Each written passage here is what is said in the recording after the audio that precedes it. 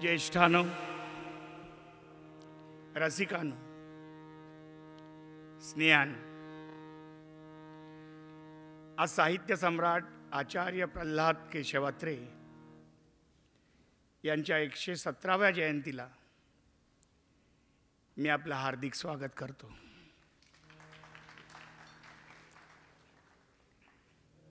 कार्यक्रमाला सुरुवात करण्याआधी एक गोष्ट इथं विशेषत्वानं नमूद करायची आहे. 2च दिवसांपूर्वी मराठी रंगभूमीवरचे एक ज्येष्ठ आणि श्रेष्ठ कलाकार आणि ललित कलादर्शचे सर्वेसर्वा भालचंद्र पेंढारकर यांचं निधन झालं.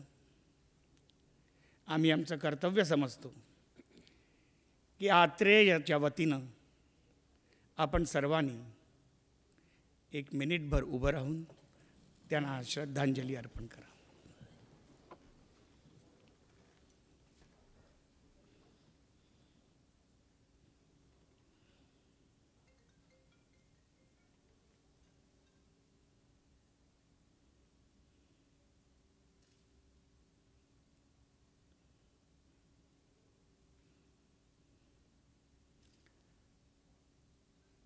धन्यवाद.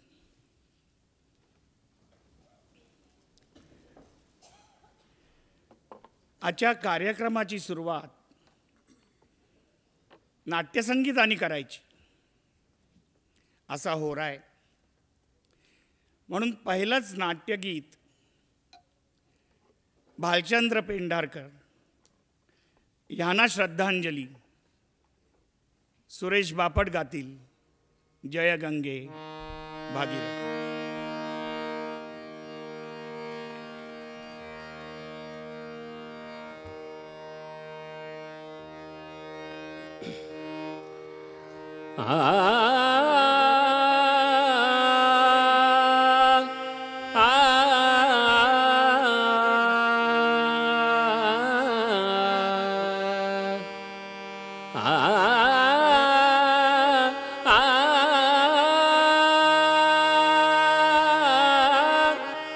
जय गंगे भागीरथी, जय गंगे भागीरथी, जय गंगे भागीरथी, हर गंगे भागीरथी, हर गंगे भागीरथी, चिदानंद शिव सुंदरते, चिदानंद शिव सुंदरतेची पावनतेची तू मूर्ती, पावनतेची तू मूर्ती, जय गंगे भागीरथी, जय गंगे भागीरथी.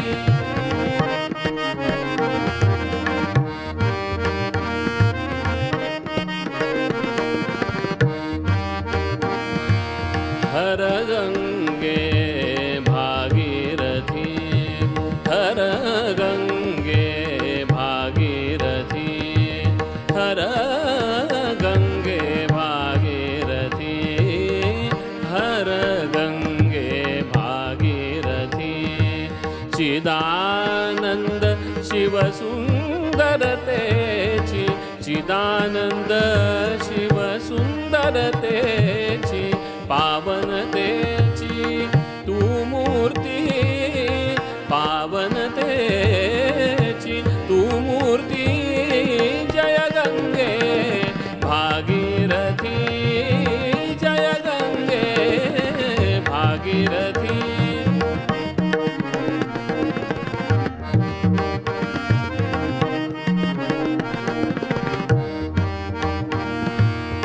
जगदाधारा तव जलधारा, जगदाधारा तव जलधारा, जगदाधारा, जगदाधारा, जगद आधारा,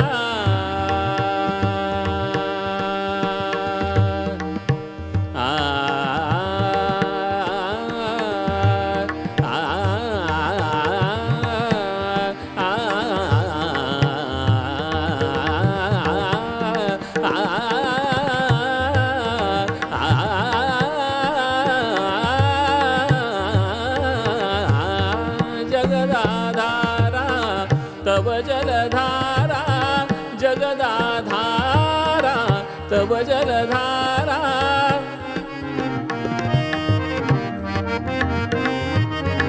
जगदाधारा तव जलधारा अमृत मधुरा कांतिमती अमृत मधुरा कांतिमती अमृत मधुरा कांतिमती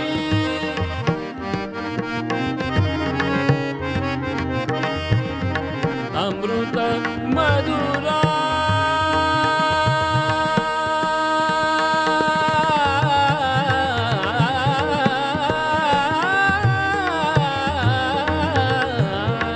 अमृत मधुरा कांतिमती शंकर शंकर जय शिव शंकर शंकर शंकर जय शिव शंकर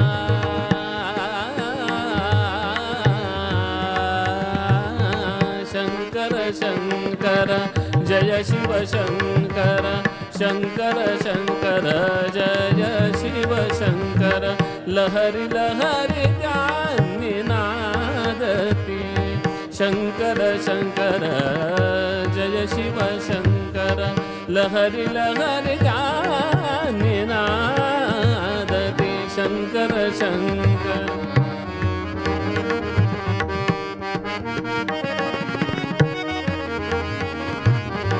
शंकर शंकर जय शिव शंकर लहरी लहरी ज्ञानी नादती शंकर शंकर जय शिव शंकर शंकर शंकर जय शिव शंकर लहरी लहरी ज्ञानी नादती लहरी लहरी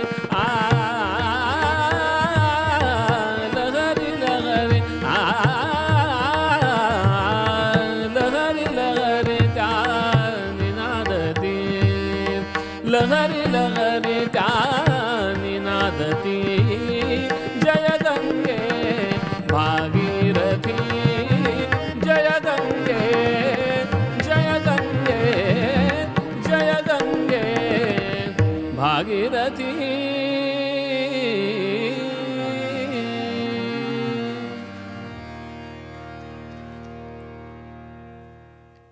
रंगभूमीशी इमान कसं ठेवायचं याबद्दल भालचंद्र पेंढारकरांची ख्याती होती. इमानाचं वर्णन आचार्य अत्र्यांनीच केलं. इमान कसं असावं तर मान तुटो पण इमान न तुटो. आज आम्ही अतिशय ऋणी आहोत की या कार्यक्रमात अशा प्रसंगी जेव्हा रंगभूमीवर आपण कार्यक्रम करतो आहोत तर ह्या प्रसंगी सुद्धा भालचंद्र पेंढारकरांच्या स्नुषा नीलाक्षी पेंढारकर इथं आल्या. त्या म्हणाल्या मी शब्द दिलाय मी येणार. आणि आम्ही जो नाट्यसंगीताचा कार्यक्रम सुरुवातीला ठेवला याचं कारण सुद्धा हेच आहे की शेवटी आत्रेय ह्या आमच्या संस्थेचा हेतू हा की आपली सुंदर मराठी भाषा आपली समर्थ मराठी भाषा आचार्य अत्र्यांची मराठी भाषा ही पुढच्या पिढीपर्यंत जावी. आचार्य अत्र्यांचं नाट्यसंगीतावर अतिशय प्रेम होतं. त्यामुळे मी अनेक गोष्टी करतो अनेक गोष्टी केल्या. गाता काही मला आलं नाही अशी मजा करून टाकली असती गाता आलं असतं तर. बालगंधर्वांचं गाणं याच्यावर आचार्य अत्र्यांचा जीव की प्राण होता. मी नीलाक्षीला विनंती करतो की बालगंधर्वांची बापांना आवडणारी 2 गाणी नीलाक्षी गाईल. पहिलं नाथ हा माझा, दुसरं तिने निवडावं.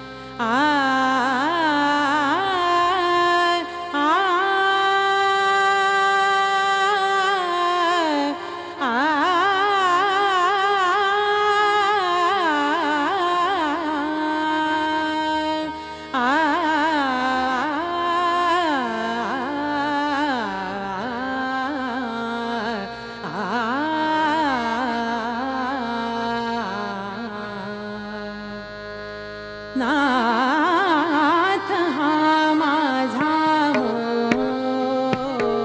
मोही विठला, नाथ हा माझा मोही विठला, नाथ हा माझा मोही विठला, नाथ हा माझा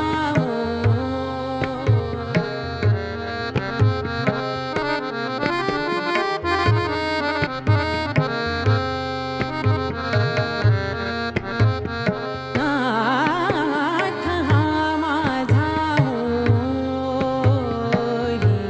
विठला, शिशुपाला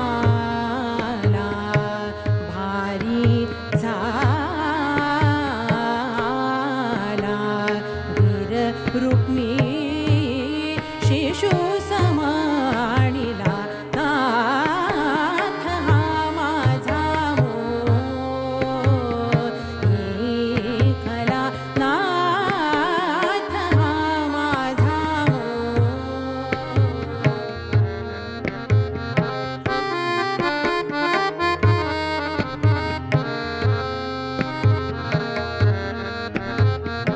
नाथ हा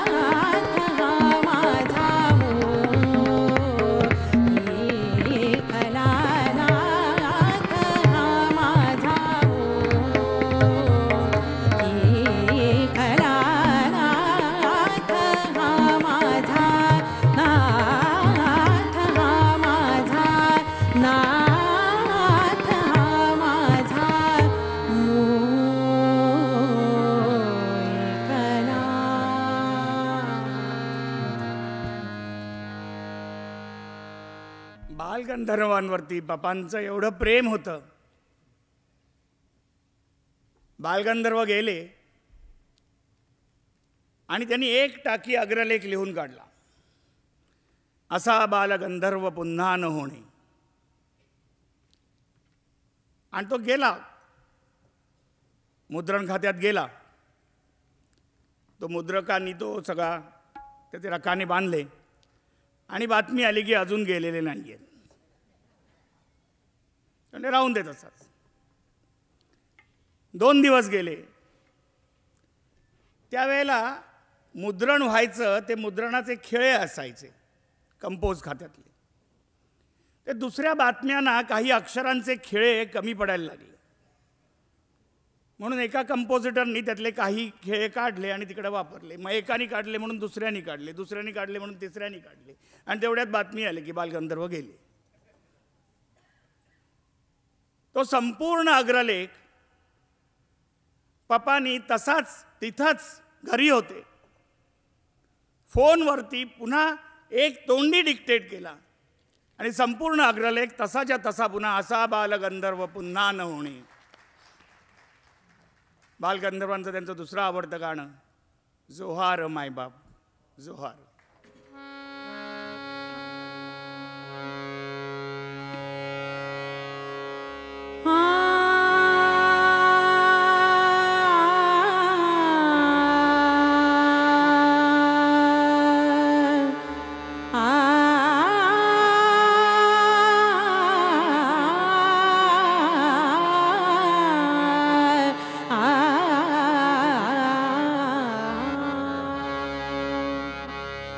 जोहार माय बाप जोहार, जोहार माय बाप जोहार, जोहार माय बाप जोहार, जोहार माय बाप जोहार, जोहार माय बाप जोहार, जोहार माय बाप, जोहार माय बाप, जोहार माय बाप, जोहार माय बाप, जोहार माय बाप, जोहार माय बाप, जोहार माय बाप, जोहार जोहार माय बाप जोहार. तुमच्या महाराचा मी महार,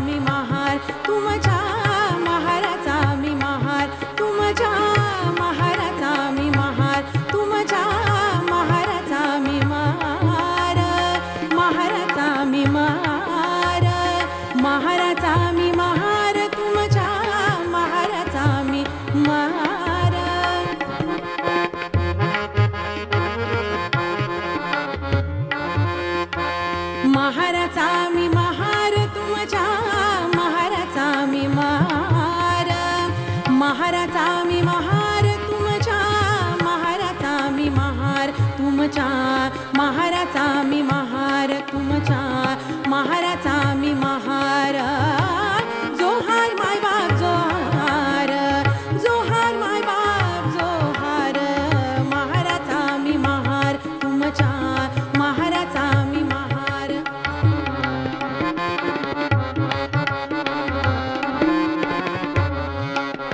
बहु भुकेला झालो बहु भुकेला झालो बहु भुकेला झालो बहु भुकेला झालो तुमच्या उष्ट्यासाठी आलो तुमच्या उष्ट्यासाठी आलो बहु भुकेला झालो बहु भुकेला झालो बहु भुकेला झालो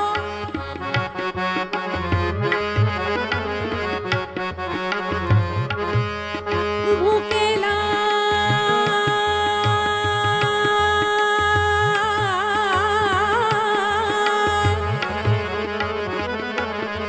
भुकेला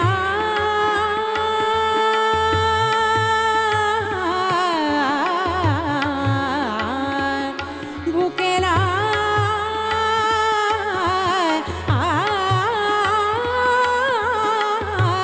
भुकेला झालो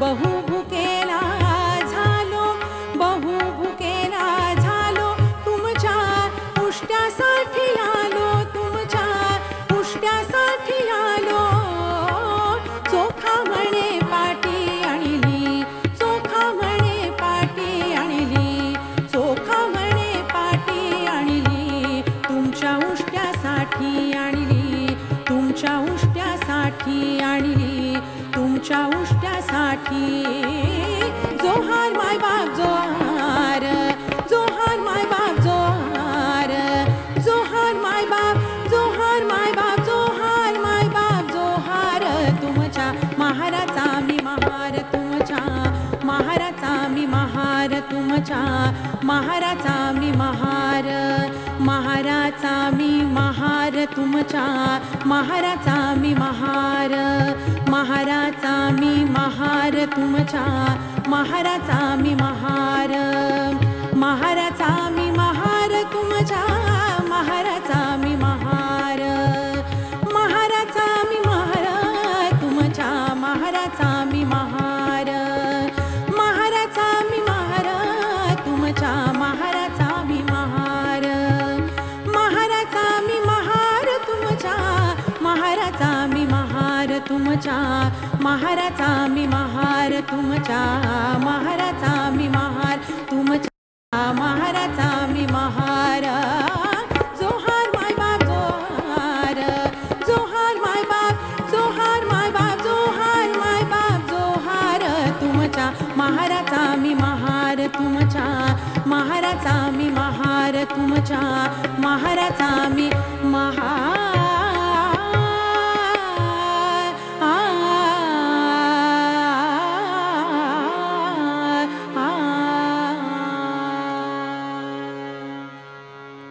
वा धन्यवाद नीलाक्षी. नाट्यसंगीतावर पापांचं एवढं प्रेम होतं. मला आठवतं 13 ऑगस्टला आज मधुकर भाव्यांनी फार सुंदर अग्रलेख लिहिला आहे त्यांच्या वर्तमानपत्रात प्रहारमध्ये. 13 ऑगस्टवरतीच आहे, असा वाढदिवस पुन्हा न होणे. तर साधारणतः 13 ऑगस्टला वाढदिवसाची धामधूम संपली की गाडीत बसून खंड्याला जायला निघायचे. आम्ही मुलं बसलेलो असायचो बरोबर. म्हटलं ए पोरानो या इकडं. म्हटलं काय बघा बघा वरती. म्हटलं काय नभ मेघानी करून त्यांचं गाणं सुरू व्हायचं. कधी कधी एकटेच बसलेले असायचे कुठंतरी बघत. म्हटलं बाप्पा कुठलं गाणं गाताय तुम्ही? काय नाही म्हणायचं, माझं आवडतं. म्हटलं कुठलं? तर तेच त्यांचं आवडतं गाणं, प्रिये पहा.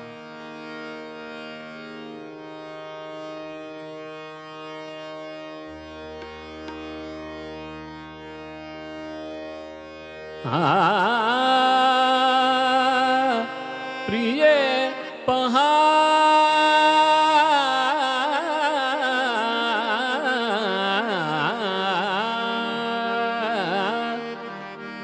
प्रिये पहा रात्रीचा समय सरुनी रात्रीचा समय सरुनी रात्रीचा समय सरुनी रात्रीचा समय सरुनी येत उषकाल हा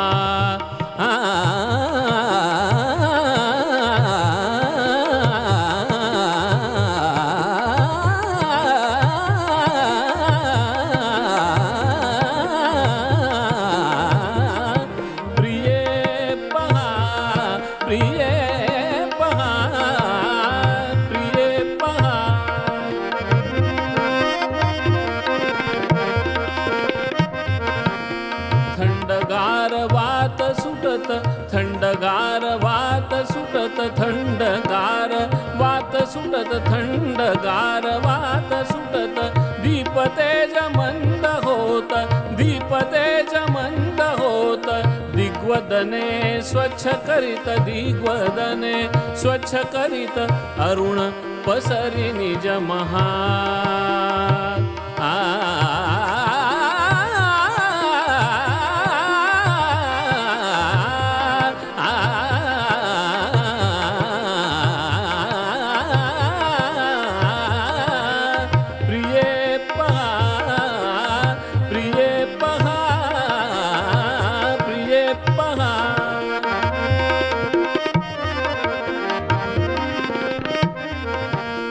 पक्षी मधुर शब्द करीती पक्षी मधुर शब्द करीती पक्षी मधुर शब्द करीती पक्षी मधुर शब्द करीती पक्षी मधुर शब्द करीती पक्षी मधुर शब्द करीती पक्षी मधुर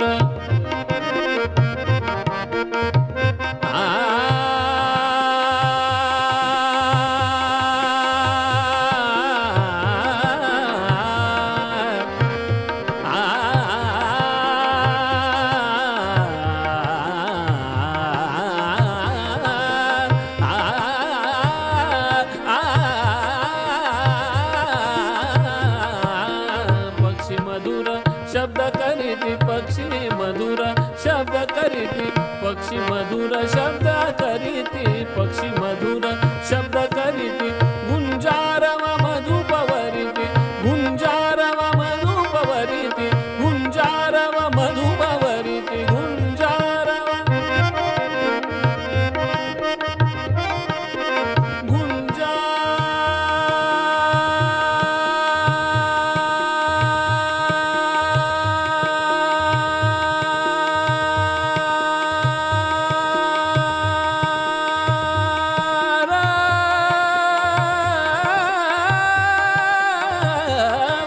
गुंजारव मधुपवरीति गुंजार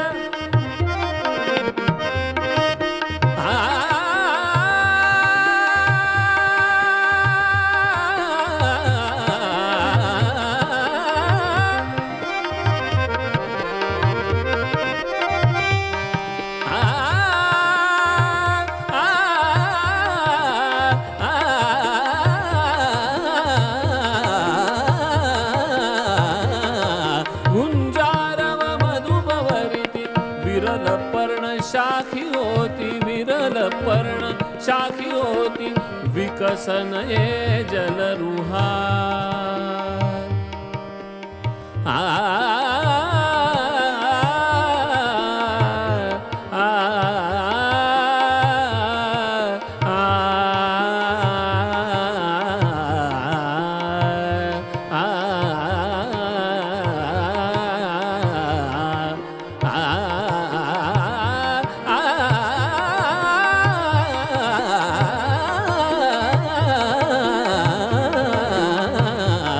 प्रिये पहा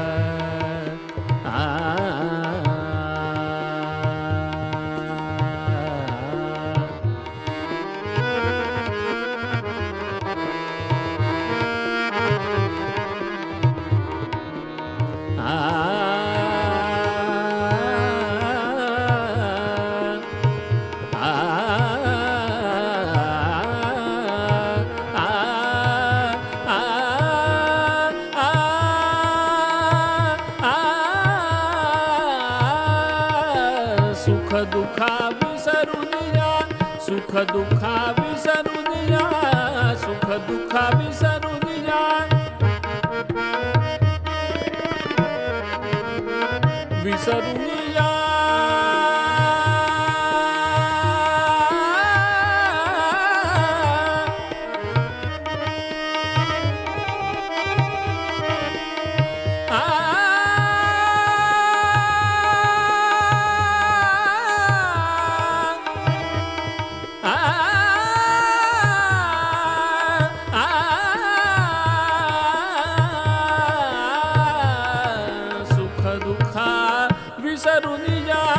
सुख दुखा विसरून या, सुख दुखा विसरून या, सुख दुखा विसरून या.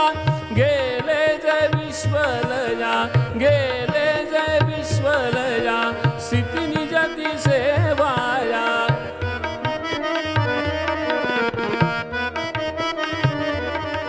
स्थिती निजती सेवाया, स्थिती निजती सेवाया, स्थिती निजती सेवाया, स्थिती निजती सेवाया, स्थिती निजती सेवाया, स्थिती निजती सेवाया.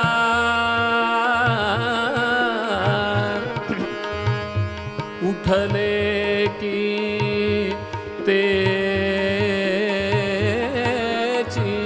आहा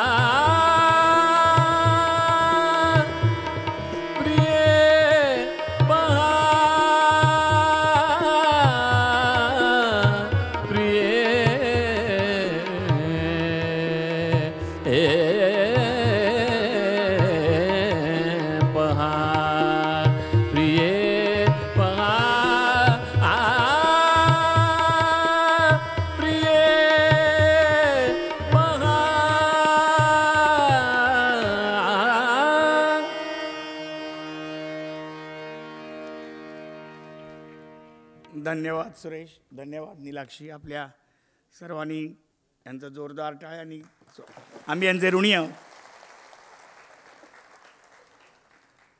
यानंतर आपण मुख्य कार्यक्रमाकडे वळतोय.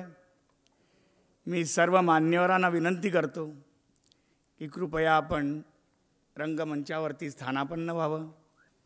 माननीय सुशीलकुमारजी शिंदे, मराठी साहित्य संमेलनाचे अध्यक्ष, डॉक्टर सदानंद मोरे, आचार्य अत्रे पुरस्काराचे विजेते श्री मधुकर भावे, या.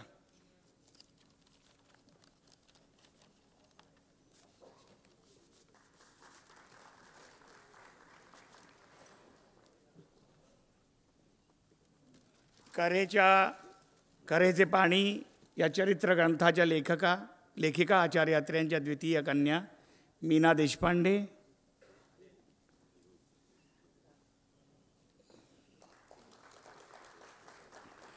परचुरे प्रकाशनचे अप्पासाहेब परचुरे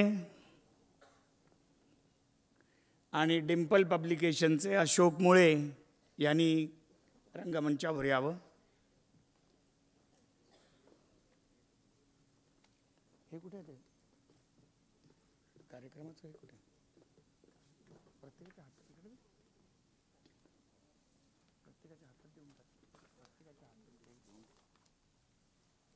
मी विनंती करतो मान्यवरांना की साहित्य सम्राट आचार्य अत्रे यांच्या प्रतिमेस आपण दीप प्रज्वलन करतो आहोत.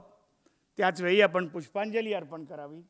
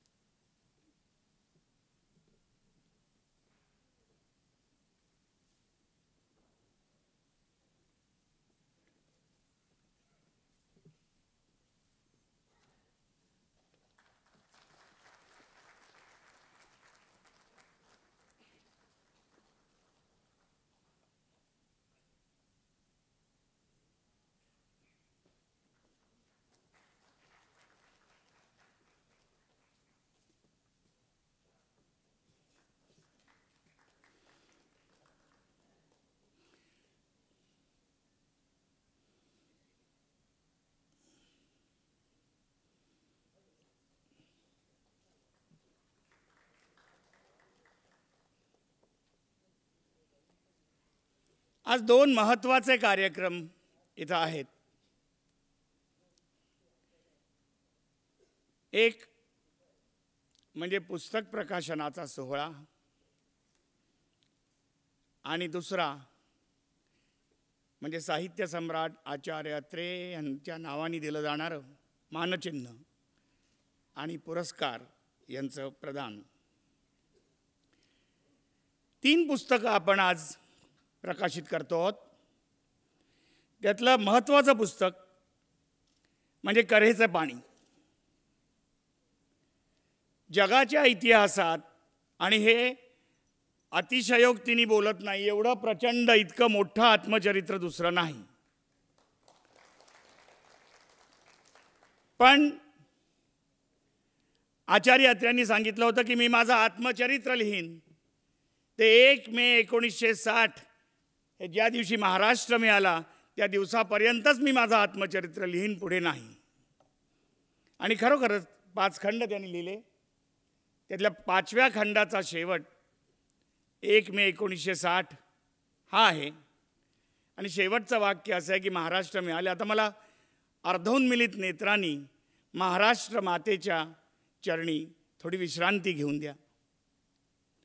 पण त्यानंतरचं जे आचार्य अत्रे यांचं चरित्र आहे 1960 ते 1969, 13 जून 1969 त्यांचं निधन झालं. तर ह्या 9 वर्षातलं अत्रे चरित्र पूर्ण करण्याचं, 3 खंडात पूर्ण करण्याचं फार मोठं काम त्यांच्या द्वितीय कन्या मीना देशपांडेंनी केलेलं आहे. आणि आज त्याचा शेवटचा म्हणजे 8वा खंड हा प्रकाशित होतो आहे. आणि अर्थातच कऱ्हेच्या पाण्याचं प्रकाशन हे परचुरे प्रकाशनतर्फेच होणार हे नक्की आहे. त्याचप्रमाणे डिम्पल पब्लिकेशन ते अशोक मुळे यांची 2 पुस्तकं आहेत यांनी प्रकाशित केलेली. एक म्हणजे आत्रेय सुभाषिते, आत्रेय साहित्यातील मौलिक सुभाषितं त्यांचा संग्रह त्यांनी काढलेला आहे. आणि तिसरं शिरीष पै माझी आई हिचं माझे नाव हायकू, हा तिचा हायकूंचा 9वा संग्रह आहे. त्याचंही प्रकाशन आहे. मी पुस्तक प्रकाशन व्हायच्या आधी कऱ्हेचे पाणी हे बापांचं आत्मचरित्र शेवटचे 3 खंड अतिशय मेहनतीने पूर्ण करण्याचं काम यांनी पूर्ण केलं. त्यांची द्वितीय कन्या माझी मावशी, माझ्या आईची धाकटी बहीण मीना देशपांडे यांना विनंती करतो की थोडक्यात त्यांनी आपलं मनोगत व्यक्त करावं. एक फार मोठं काम त्यांच्या हातनं पूर्ण झालेलं आहे.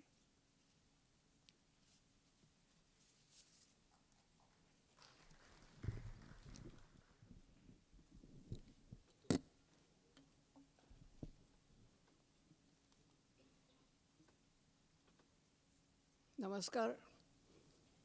आचार्य अत्रे यांच्या 117व्या जयंतीला त्यांच्या पवित्र स्मृतीस मी प्रथम अभिवादन करते.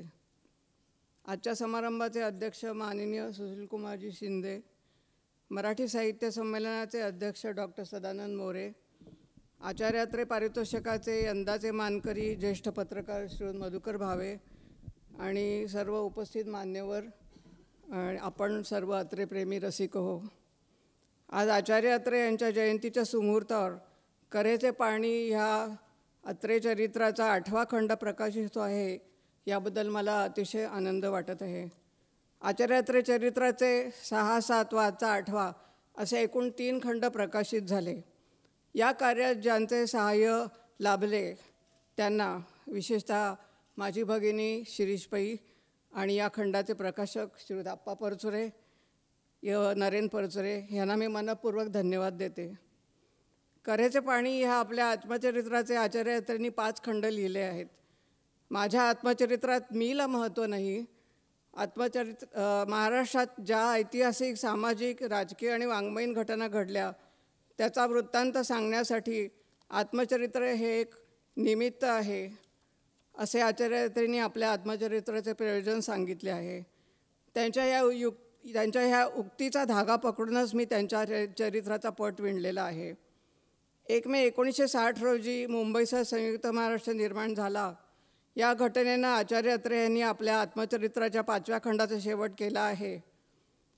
आणि आता राजेंद्रने सांगितलं की 5व्या खंडात 1 मे 1960 या दिवशी संयुक्त महाराष्ट्र निर्माण झाला, तोपर्यंतच मी माझं आत्मचरित्र लिहिणार आहे असं जरी आचार्य अत्रेंनी सांगितलं होतं, तरी नंतर त्यांनी म्हटलं की ह्या आपल्या आत्मचरित्राचे आणखीन 4-5 तरी खंड तयार होतील असं त्यांनी आपल्या प्रस्तावनेत म्हटलं होतं. पण कार्यबाहुल्यामुळे त्यांच्या हातून पुढचे लेखन होऊ शकले नाही. वास्तविक संयुक्त महाराष्ट्र निर्मितीनंतरचा काळ हा महाराष्ट्राच्या जडणघडणीच्या दृष्टीनं अत्यंत महत्त्वाचा होता. महाराष्ट्राची भरभराट होऊन भारतातील ते एक सर्वोत्तम राज्य बनेल. एक दिवस महाराष्ट्राचा नेता हा भारताचा पंतप्रधान बनेल अशी भव्य दिव्य स्वप्ने मराठी जनतेबरोबर आचार्य अत्रेंनी पाहिली होती. समाजवादी भारतात समाजवादी महाराष्ट्र स्थापन करण्याची प्रतिज्ञा संयुक्त महाराष्ट्र समितीनं केली होती. संयुक्त महाराष्ट्र निर्माण झाला तरी बेळगाव सीमावाद तसाच लोंबकळत राहून संपूर्ण महाराष्ट्र निर्माण झाला नव्हता. या ऐन मोक्याच्या क्षणी संयुक्त महाराष्ट्र समिती फुटली आणि चळवळीचा काळ ओसरला. या काळात महाराष्ट्रातील अन्नधान्याची बिकट परिस्थिती, पाणी पुरवठ्याचा प्रश्न, जातीय दंगे, गुंडगिरी या प्रश्नांबरोबरच पाकिस्तानचे व चीनचे आक्रमण यासारखे अनेक प्रश्न देशाला व महाराष्ट्रालाही भेडसावत होते. सुदैवाने आचार्य अत्रे यांच्या हातात त्यांचे दैनिक मराठा हे वृत्तपत्र होते. महाराष्ट्रातल्या अनेक प्रश्नांवर व जनतेवर होणाऱ्या अन्यायाविरुद्ध आचार्य अत्रे यांनी असंख्य अग्रलेख लिहिले. 1960 ते 1969 हा काळ म्हणजे आचार्य अत्रे यांच्या ज्वलंत पत्रकारितेचा उच्चांक होता. दैनिक मराठाचा जन्म हा मुद्रणघराच्या बाळंतघरात झालेला नसून तो समरांगणात झालेला आहे असे आचार्य अत्रे मराठ्याविषयी उद्गार काढले. एक पाय तुरुंगात हा विष्णूशास्त्री चिपळूणकरांचा बाणा आपण चालवतो असे आपल्या पत्रकारितेचे वर्णन करताना आचार्य अत्रे म्हणाले की मी म्हणजे आपल्या वृत्तपत्राच्या इमारतीतील खोलीत बसून अग्रलेख खरडणारा संपादक नव्हे. खरा संपादक हा जनतेचा असतो. खरोखर सामान्य माणसांवरच्या अन्यायाला वाचा फोडणारे मराठा हे त्याकाळचे एकमेव दैनिक होते. महाराष्ट्राचे शत्रू ते माझे शत्रू आणि महाराष्ट्राचे मित्र ते माझे मित्र या न्यायाने आचार्य अत्रेंनी महाराष्ट्राच्या विरोधकांवर शब्दांची तलवार सपासप चालवली. पण जिथे जिथे त्यांना दिव्यत्वाची प्रचिती आली तेव्हा त्या शब्दांची सुंदर फुले त्यांनी उधळली. शिवशक्ती या मराठाच्या कार्यालयात आचार्य अत्रे यांनी अनेक महान व्यक्तींचे सत्कार केले. उत्तमोत्तम साहित्य कृतींच्या अग्रलेखातून भरभरून स्तुती केली. जवाहरलाल नेहरू, लालबहादूर शास्त्री, स्वातंत्र्यवीर सावरकर या महान विभूतींच्या निधनानंतर रोज ओळीनं 12 दिवस अग्रलेख लिहून त्यांना श्रद्धांजली वाहिली. पानशेत धरणफुटीच्या भयानक आपत्तीवर अभ्यासपूर्ण असे 23 अग्रलेख लिहिले. असे अनेक विक्रम करणारे आचार्य अत्रे हे एकमेव मराठी संपादक पत्रकार म्हणून मराठी वृत्तपत्रांच्या इतिहासात त्यांच्या नावाची खरे म्हणजे नोंद केली गेली पाहिजे. आचार्य अत्रे मुळात एक साहित्यिक कवी होते. सुरुवातीच्या काळात त्यांनी अनेक भावकविता लिहिल्या, पण कालांतराने त्यांनी भावकविता लिहिणं थांबवलं. त्याविषयी त्यांनी म्हटलं की झाडावर ओरडणाऱ्या कोकिळेपेक्षा पोटात ओरडणाऱ्या कावळ्यांविषयी आज काव्य लिहिण्याची पाळी आली आहे. आजच्या समाजाचे जीवन, त्याच्या धडपडी, त्याची दुःखे, त्याच्या आकांक्षा ज्या जिवंतपणे व्यक्त करता येईल ते खरे काव्य. आचार्य अत्रे यांच्या ह्या उक्तीप्रमाणे पाहिलं तर समाजाची दुःखे मांडणारे त्यांचे असंख्य अग्रलेख म्हणजे अश्रूंच्या आणि रक्तांच्या शाईनं लिहिलेली ते एक महाकाव्यच होती. सामान्य माणसांना कळेल अशा सामान्य माणसांच्या भाषेत त्यांच्या वेदना अग्रलेखातून मांडून त्यांच्या हृदयापर्यंत पोहोचलेले आणि आजही सामान्य माणसांच्या मनात जिवंत असणारे आचार्य अत्रे हे एकमेव मराठी पत्रकार आणि साहित्यिक आहेत. आचार्य अत्रे यांच्या कर्तृत्वाचा आणि प्रतिभेचा आवाका इतका प्रचंड होता की त्याचं वर्णन करायचं आहे तर आचार्य अत्रे म्हणजे एक पब्लिक इंडस्ट्रीज होती असेच म्हणावे लागेल. केवळ 1960 ते 1969 या 8-9 वर्षांच्या त्यांच्या कारकिर्दीचा आढावा घ्यायचा तरी करेच्या पाण्याचे अनेक खंड लिहावे लागतील. अत्रे चरित्राच्या 6, 7 आणि आजच्या 8व्या खंडात मी त्यांच्या कर्तृत्वाचा केवळ धावता आढावा घेतला आहे. 4 वर्षापूर्वी मी या अत्रेय चरित्राच्या महायज्ञाला आरंभ केला. त्याची सांगता करताना मनाला कार्यपूर्तीचे समाधान वाटत असले तरी आपल्या प्रियजनांचा निरोप घेताना वाटते तशी मनाला एक प्रकारची हुरहुरी लागली आहे.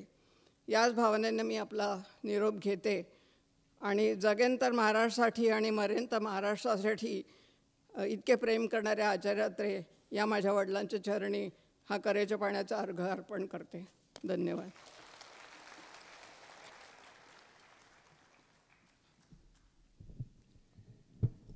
आता पुस्तकाचं प्रकाशन करण्यापूर्वी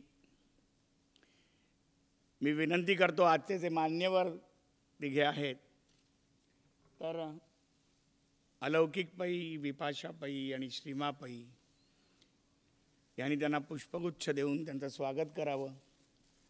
माननीय सुशील कुमारजी शिंदे, मराठी साहित्य संमेलनाचे अध्यक्ष डॉक्टर सदानंद मोरे इकडे, आणि आजच्या आचार्य अत्रे पुरस्काराचे मानकरी श्री मधुकर भावे, त्याचप्रमाणे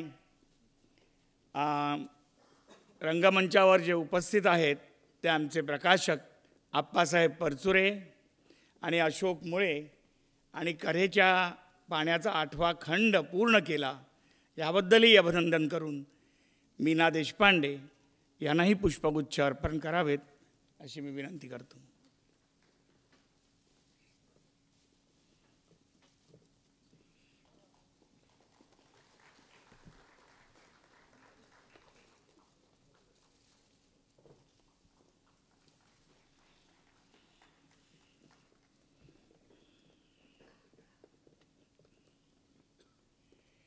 कऱ्हेचे पाणी, आत्रेय सुभाषिते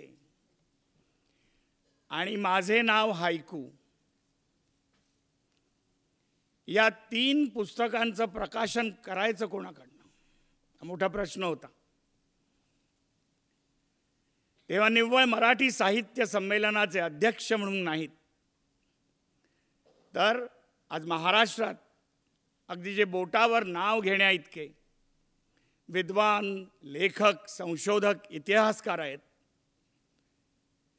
त्याच्यातले सर्वात चिकित्सक इतिहासकार, इतिहास संशोधक आणि गुमानला झालेल्या मराठी साहित्य संमेलनाचं अध्यक्षपद भूषवलेले डॉक्टर सदानंद मोरे यांच्याशिवाय काय आम्हाला दुसरं नाव दिसेना.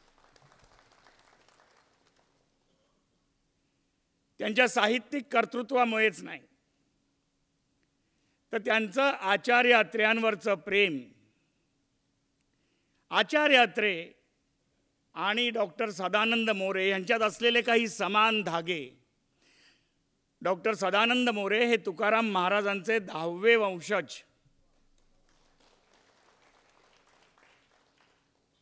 आणि आचार्य अत्र्यांनी तर म्हणूनच ठेवलेलं आहे की ज्याच्याकडे नाही तुकोबाची गाथा त्याच्या माथा हाणा लाथा चार.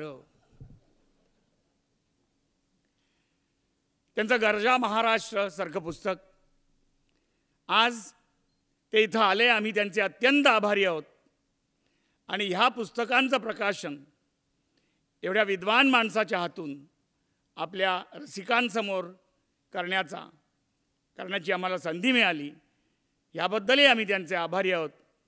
मी डॉक्टर सदानंद मोरे यांना विनंती करतो की कऱ्हेचे पाणी खंड 8वा, आत्रेय सुभाष आणि माझे नाव हायकू या 3 पुस्तकांचं प्रकाशन आपल्या शुभ हस्ते त्यांनी करावं.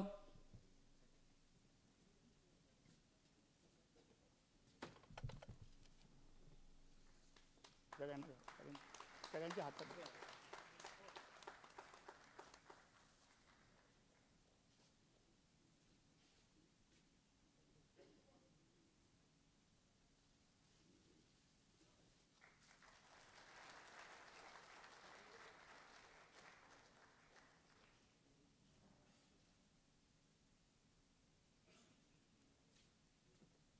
दुसरं पुस्तक आत्रेय सुभाषिते.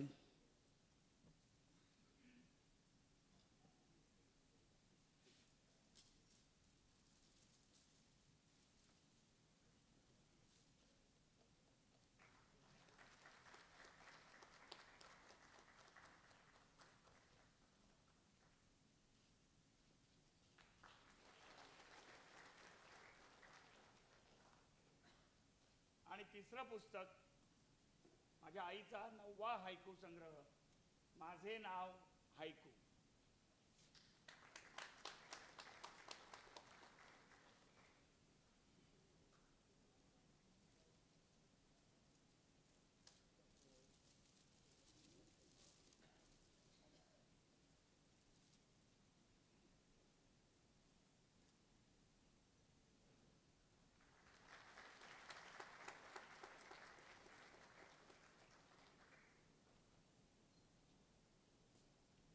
या तिन्ही पुस्तकांचं प्रकाशन झालं असं मी जाहीर करतो. यातलं आत्रेय सुभाषित हे जे पुस्तक आहे ते खरोखरच जी आचार्य अत्र्यांची इच्छा होती की आपली सुंदर मराठी भाषा, समर्थ मराठी भाषा ही पुढच्या पिढीपर्यंत पोचली पाहिजे. उत्तम मराठी बोलता आलं पाहिजे, उत्तम मराठी लिहिता आलं पाहिजे. ह्याच्यातली काही काही आता जग काय म्हणेल मधलं एक जग काय म्हणेल मधली उल्का जेव्हा नवऱ्याला घरातनं निघून जाते ती, तर म्हणतो जग काय म्हणेल तुला. ते म्हटले मला नाही परवा जग काय म्हणेल याची. अतिशय बदफैली नवरा असतो आणि ती म्हणते माझा तू अपमान केलास म्हणून मी घर निघून जाते की तुला क्षमा करत नाही असं नाही, पण माझ्या मातृत्वाचा तू अपमान केलास. माझी मुलगी मेली तेव्हा माझ्या मनाला तू दुःखाच्या डागण्या दिल्यास. तेव्हा तिचा नवरा म्हणतो की अगं सर्व धर्मात क्षमा आहे, देवाच्या दारी सुद्धा क्षमा आहे, एकदा मला क्षमा कर. त्याच्या पुढचं वाक्य आहे ते जे ह्याच्यात आहे की नाही, जे किडलेलं आहे ते खुडलंच पाहिजे, जे सडलेलं आहे ते तोडलंच पाहिजे. प्रत्येक गुन्ह्याला जगात क्षमा होऊ लागली तर चांगुलपणाची चेष्टा होईल, पराक्रमाचं हसू होईल आणि आयुष्याला अर्थ उरणार नाही.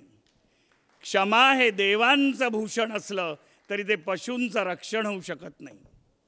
ही अशी मराठी भाषा, अशी मराठी सुभाषितं तुम्हाला इथं पाहायला मिळतील. तर यांचं प्रकाशन झाल्यानंतर आणि डॉक्टर सदानंद मोरे यांचा आचार्य अत्र्यांशी किती पूर्वीपासून संबंध आला होता. मला वाटतं शाळेत असताना तुकाराम महाराजांवरती डॉक्टर सदानंद मोरे यांनी एक लेख लिहिला होता, तेव्हापासून लिहित आहेत ते.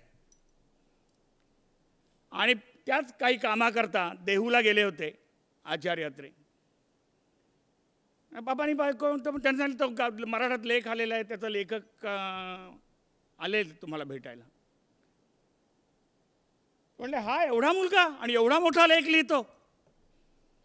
त्यांच्या पाठीवरती आचार्य अत्र्यांची थाप पडलेली आहे. त्याला आचार्य अत्र्यांच्या पुणे विधानसभेच्या निवडणुकीला उभे राहिले होते. त्या डॉक्टर सदानंद मोरे लहान होते तेव्हा, पण त्यांच्या प्रचाराचं काम डॉक्टर मोरेंनी केलेलं आहे. इतकी त्यांची आत्रेय भक्ती आहे, संबंध आहेत, धागे आहेत. मी डॉक्टर सदानंद मोरे यांना विनंती करतो की आचार्य अत्रे आज त्यांची जयंती आहे, तर त्यांच्या तोंडून आत्रेय गान आम्हाला काही ऐकायला मिळावं.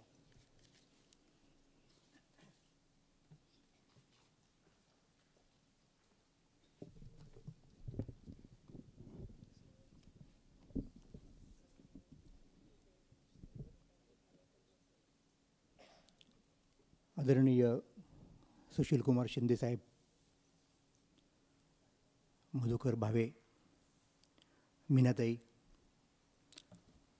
परचुरे साहेब, मुळे साहेब, राजेंद्र आणि आत्रे पै देशपांडे कुटुंबातील इतर सर्व सदस्य, शिरीषताई, आचार्य अत्रे यांच्या जयंतीनिमित्त जो कार्यक्रम यावर्षी आयोजित करण्यात आला त्यात ज्येष्ठ पत्रकार आणि अत्र्यांच्या तालमीत तयार झालेले श्रीयुत मधुकर भावे यांना पुरस्कार द्यायचा आहे आणि त्याचबरोबर या 3 पुस्तकांचं प्रकाशन करायचं आहे. तर या तिन्ही पुस्तकांचं प्रकाशन झालं असं मी औपचारिकपणे जाहीर करतो. या पुस्तकांचं प्रकाशन करण्यासाठी शिरीषताईंनी आणि त्यांच्या सहकाऱ्यांनी माझी निवड केली, त्याबद्दल मी त्यांचा मनापासून कृतज्ञ आहे. त्याचं कारण अगदी सरळ साधं आणि सोपं आहे की माझ्या लिखाणाचं आत्तापर्यंत जे सूत्र राहिलेलं आहे ते सूत्र म्हणजे महाराष्ट्र हे आहे. म्हणजे मी गेले 30-35 वर्ष महाराष्ट्रावरती लिखाण करतो आहे. माझ्या पुस्तकांची नावं म्हणजे जसं तुकाराम दर्शन, लोकमान्य ते महात्मा, ही नावं पाहिली तर ती पुस्तकं महाराष्ट्रासंबंधी नाही वाटणार फक्त शीर्षक पाहिलं तर, पण दोन्ही पुस्तकं महाराष्ट्रासंबंधीची आहेत. म्हणजे तुकाराम दर्शनमध्ये तुकोबांना केंद्रस्थानी ठेवून महाराष्ट्राचा इतिहास लिहिलेला आहे. ते काही तुकोबांच्यावरचं पुस्तक नाही. लोकमान्य ते महात्मामध्ये महाराष्ट्रातल्या राजकीय स्थित्यंतराचा वेध घेतला आहे की टिळकांच्याकडनं महात्माजींकडे कशा पद्धतीने नेतृत्वाचं संक्रमण झालं आणि त्या संक्रमणाचे पडसाद महाराष्ट्रातल्या सांस्कृतिक जीवनातल्या इतर सगळ्या क्षेत्रांमध्ये कसे पडले.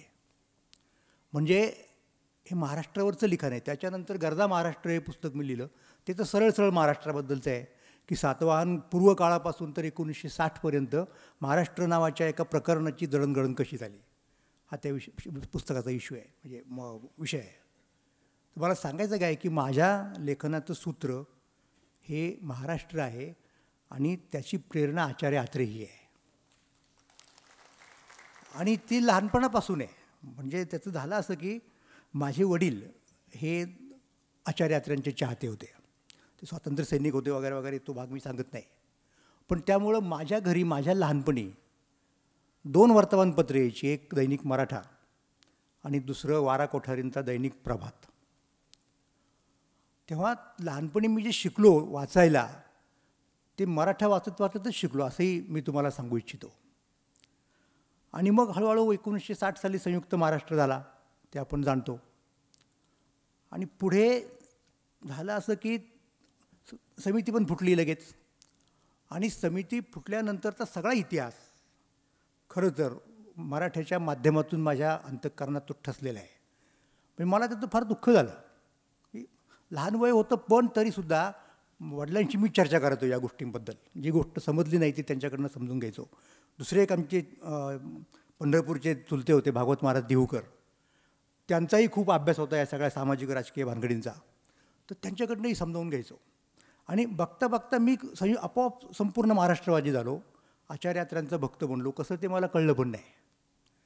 आणि आत्ता राजेंद्रजींनी ज्या गोष्टीचा उल्लेख केला ती तुम्हाला थोडक्यात सांगेन की झालं असं त्याचं की 1962च्या दरम्यान ज्या निवडणुका झाल्या, चिनी आक्रमणाच्या अगोदरची गोष्ट आहे, त्या निवडणुकांमध्ये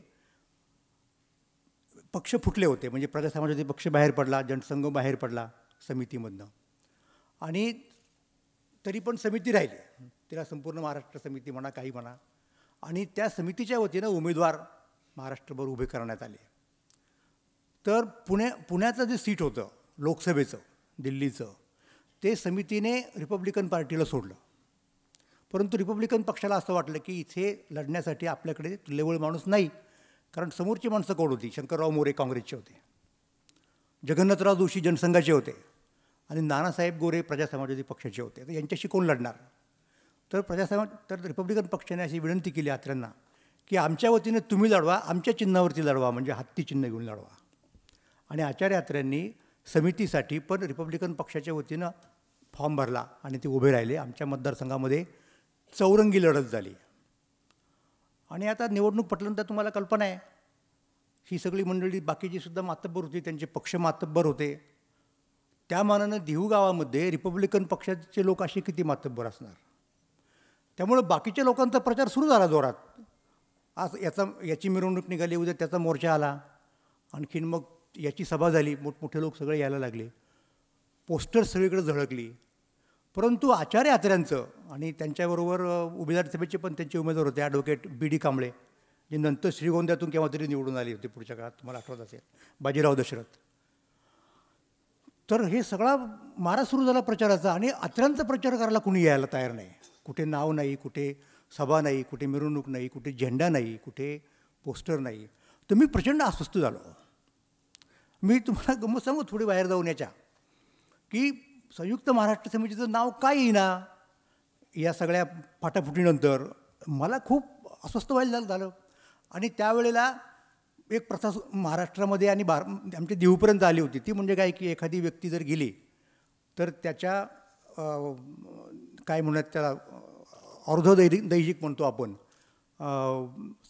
मरण संस्कार जे असतात तिथे लोक एकत्र येतात आणि त्याला अग्नी देतात त्याच्याबद्दल काहीतरी बोलतात मधल्या काळामध्ये.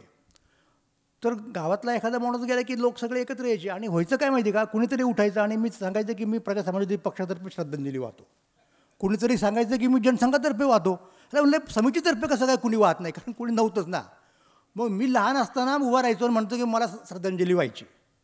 कोणाच्या वतीनं तुम्ही सांगायचं की संयुक्त महाराष्ट्र समितीच्या वतीने मी श्रद्धांजली वाहतो. हे सगळं कशामुळं तर हे आचार्य साहेबांच्यामुळे. तर त्याप्रमाणे कुणी येईना म्हटल्यानंतर मी अस्वस्थ झालो आणि वडिलांना विचारलं की काय प्रकार आहे, आत्र्यांचं कसं काय कुणी यायला नाही प्रचाराला. तर वडिलांनी मला राजकारण समजून सांगितलं की आचार्य आत्र्यांना ज्यांना पाठिंबा दिलेला आहे ती दलित मंडळी आहेत, त्यांची आपल्या गावात वेगळी वस्ती आहे आणि ती इथे काही प्रचार करायला येत नाही, कारण गावातले लोक सवर्ण लोक सगळे या 3 पार्टीत फुटलेले आहेत.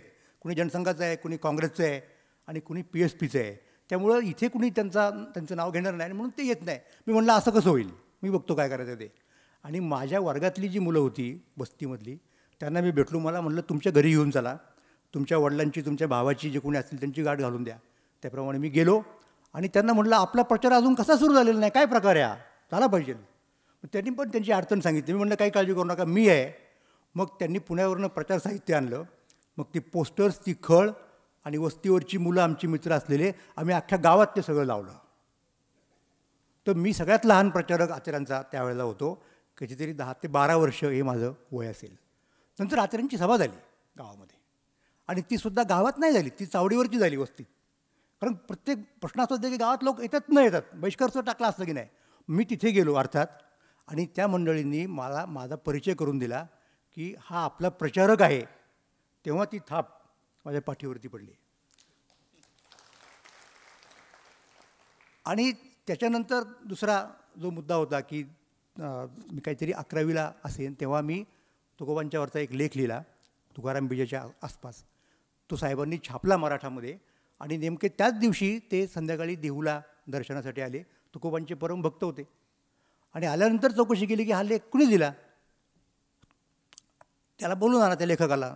तर कुणीतरी घरी आलं, माझ्या आत्रे साहेब आलेले आहेत आणि तुला बोलवत आहेत. मी गेलो तर त्यांनाही आश्चर्य वाटलं की हा एवढा मुलगा म्हणजे अक्षरशः अर्धा चड्डीमधला आणि हा तुकोबांच्यावरती एवढा समाजसुधारक संत तुकाराम हे त्याचं नाव होतं. ते माझं पहिलं पदार्पण लेखक म्हणून दैनिक मराठामध्ये. आणि त्याच्यानंतर मी लिहित राहिलो आणि लिहिण्याची प्रेरणा परत मी तुम्हाला सांगतो महाराष्ट्र. म्हणून मी आज महाराष्ट्रासंबंधी जे काही आत्तापर्यंत करू शकलो त्याच्या पाठीमागची माझी मुख्य प्रेरणा, मुख्य स्फूर्तिस्थान हे आचार्य आत्रे हे आहे. आणि आज मी मराठी साहित्य संमेलनाचा अध्यक्ष असताना आचार्य आत्र्यांच्या या जयंतीच्या निमित्ताने इथे पाहुणा म्हणून बोलवलं आणि त्यांच्या चरित्राचा मीनाताईंनी लिहिलेला हा खरेच्या पाण्याचा 8वा खंड माझ्या हस्ते प्रकाशित झाला. हा मी माझ्या आत्तापर्यंतच्या सगळ्या कारकिर्दीचा कळस समजतो. मग त्यानिमित्ताने आत्र्यांचं माझ्यावरती असलेलं जे ऋण आहे त्याचा उच्चार करण्याची, ते फेडण्याची मी म्हणत नाही, उच्चार करण्याची संधी मला जी प्राप्त करून दिली त्याबद्दल मी या सगळ्या मंडळींचं मनापासून आभार मानतो. आता मीनाताईंनी फार महत्त्वाचं काम केलेलं आहे की आत्र्यांनी 60 सालापर्यंत आत्मचरित्र लिहिलं आणि ते आत्मचरित्र म्हणजे दुसरं तिसरं काही नसून एका बाजूला ते आत्मचरित्र आहे परंतु त्याचबरोबर ते महाराष्ट्राचं चरित्र आहे, आधुनिक महाराष्ट्राचं. विशेषतः त्यांच्याच भाषेत सांगायचं म्हणजे की ह्यात मीला महत्त्व नाही. या आत्मचरित्रामध्ये गेल्या 50 वर्षात महाराष्ट्रामध्ये ज्या ज्या ऐतिहासिक, राजकीय, सामाजिक आणि वाङ्मयीन घडामोडी घडल्या त्यांचा इत्थंभूत वृत्तांत सांगण्यासाठी आत्मचरित्र हे माझे एक निमित्त आहे. ते मराठी समाजाचे चरित्र आहे. तर मराठी समाजाचं चरित्र हे अपुरं राहिलं ना, 1960पर्यंत झालं, पुढं आलं नाही. त्यामुळे जोपर्यंत आचार्य जिवंत होते तोपर्यंत मराठी समाजाचं चरित्र आपल्याला पाहिजे होतं आणि ते त्यांच्या आत्मचरित्राच्या माध्यमातून पाहिजे होतं. दुर्दैवाने ते आपल्यात नव्हते, तेव्हा तो 9 वर्षाच्या काळाचा जो भाग आहे तो मीनाताईंनी त्यांच्या पद्धतीने पूर्ण केला.